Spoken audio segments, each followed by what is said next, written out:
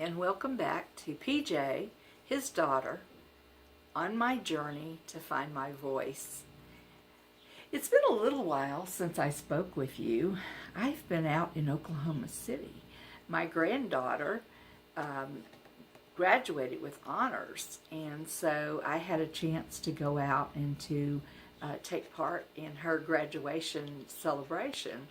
And so excited because my grandchildren also came over from Texas, and I had all but one of my grandchildren there, and it was just a wonderful time getting to spend time with my grandchildren and with my children. And so I'm still on a high from that and wish I could be around them really a lot of the time. And so we had a chance to visit and celebrate, but also to remind each other of the love of God. So I have continued reading in 2 Corinthians now. I finished 1 Corinthians, and I'm up to about 7 and 8, chapter 7 and 8 in Corinthians. And I am really enjoying Paul's writings. You know, Paul said he wasn't a very good orator, but he was sure a good writer. And I understand that concept because it's a lot easier for me to put down in words on paper how I feel and what I think rather than in a verbal conversation.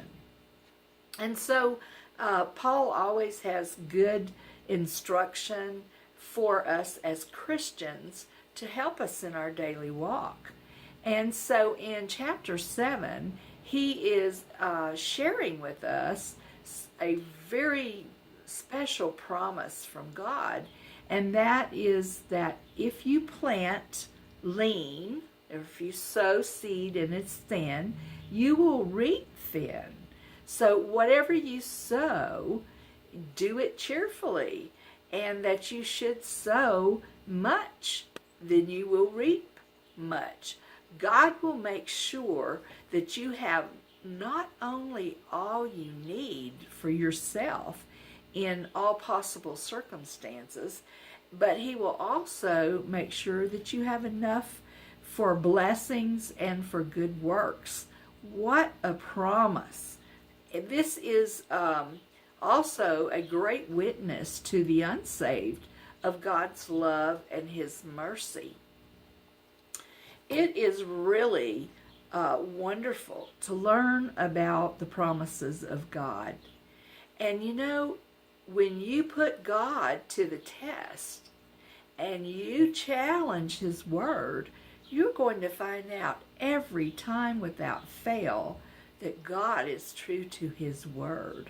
And so I would encourage you to read the word and get it into yourself. And you know, the Holy Spirit also has promised us that when we read the word, he will bring it to our remembrance when we have need of it. And he will remind us and convict us when we're doing things that's outside of God's purpose for our life. And he does prick our conscience if we'll just listen. So I want to make this short today and leave you with that thought that you can sow bountifully into God's service, not just monetarily, but with your hours in investing in the lives of others. And then you can watch for the reward that God will bring. It may not come today, but I promise you it will come. And I am certainly living testimony of that, as well as my children. They can sure share the many times when we have seen the hand of God multiply the beans in the pot. So I want to encourage you today and leave you with that positive thought. And I'll be back with you soon, and we'll go forward in learning how to share my voice. God bless you. Have a wonderful week.